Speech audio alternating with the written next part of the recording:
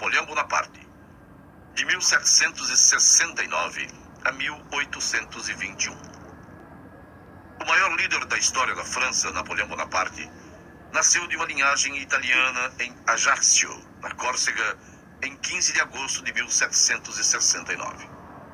Educado em escolas militares em Brienne e em Paris, na França, Napoleão ingressou no exército francês em 1785, pouco antes da Revolução Francesa, de 1789 a 1799, e testemunhou a queda da monarquia francesa em 1792.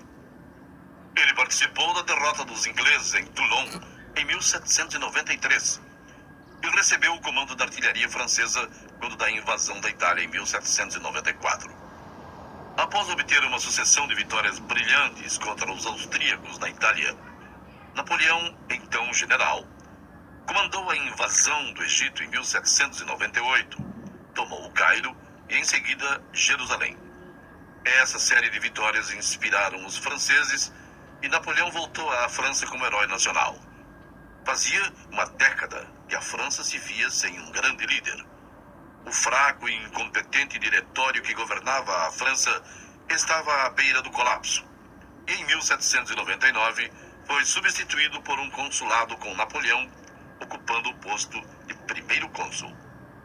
Devido à sua imensa popularidade, o povo francês, que havia deposto os reis Bourbon em 1792, permitiu que em 18 de maio de 1804 ele fosse coroado imperador dos franceses na Catedral de Notre-Dame, em Paris, e convidasse o Papa para fazer as honras.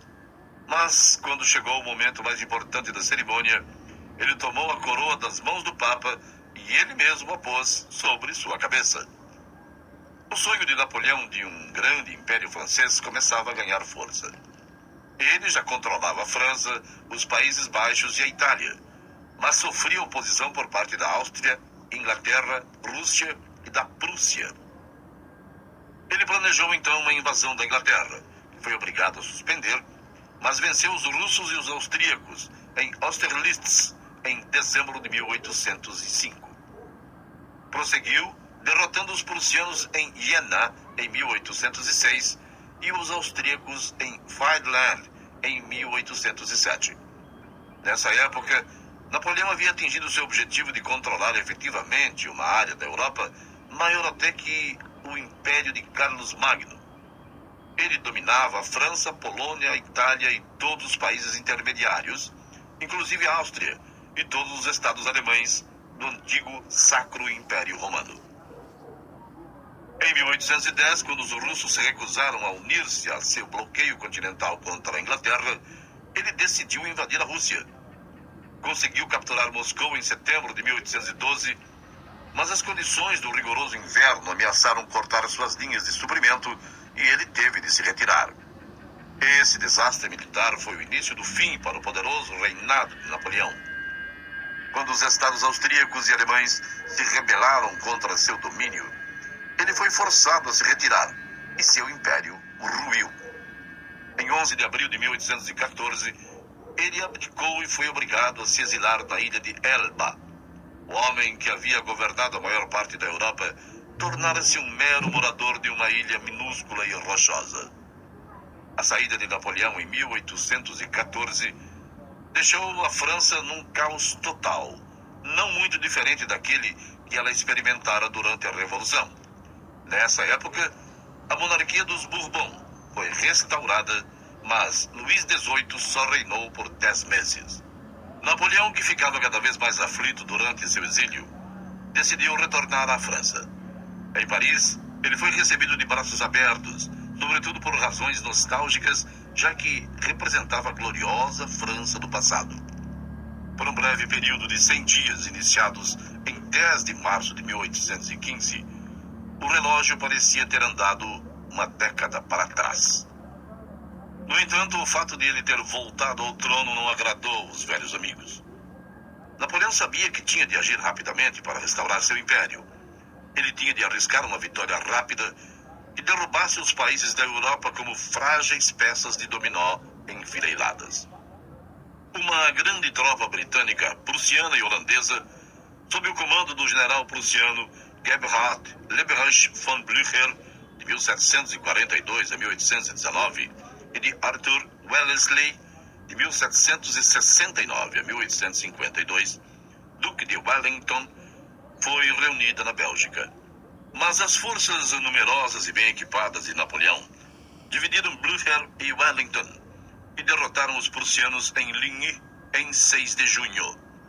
Os britânicos, então, recuaram para uma cidadezinha localizada num pequeno entroncamento chamada Waterloo, a cerca de 20 quilômetros de Bruxelas, na Bélgica, onde Napoleão os alcançou em 16 de junho.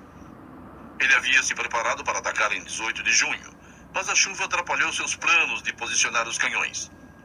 Napoleão finalmente atacou às 11 horas da manhã e a batalha se estendeu por 10 horas. Na manhã do dia 19 de junho de 1815, os franceses haviam sido derrotados e 50.000 homens estavam mortos. A Batalha de Waterloo significou uma das maiores reviravoltas nos rumos da história da Europa. Se Napoleão a tivesse vencido, ele teria tido a grande chance de restabelecer seu império, fazendo da França, uma vez mais, o poder dominante da Europa e talvez do mundo, pelo restante do século XIX. Mas, sendo como foi, a França jamais recuperaria o poder e a influência que teve sobre Napoleão. Ele perdera o Império Francês na Europa e vendera uma área ainda maior, a Louisiana, na América do Norte e aos Estados Unidos. Waterloo marcou o início da Pax Britannica, período de mais de um século em que a Inglaterra reinou como a principal superpotência do mundo. Napoleão retornou a Paris e abdicou pela segunda vez, 4 dias depois de sua derrota em Waterloo.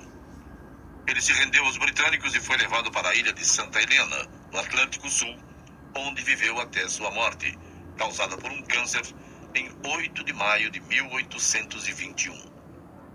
A herança mais duradoura de Napoleão não foi o fato de que suas conquistas deram à França um momento de glória. Sua maior contribuição para a história foi o chamado Código Napoleão, uma estrutura moderna de leis civis que reformularia completamente o sistema legal francês e das outras nações sob seu jugo. O Código Napoleão é a base das leis francesas até hoje. 4. Napoleão Bonaparte. General vitorioso, tentou fazer da França um império tão grande como o de Carlos Magno, mas foi derrotado pelos ingleses. Faz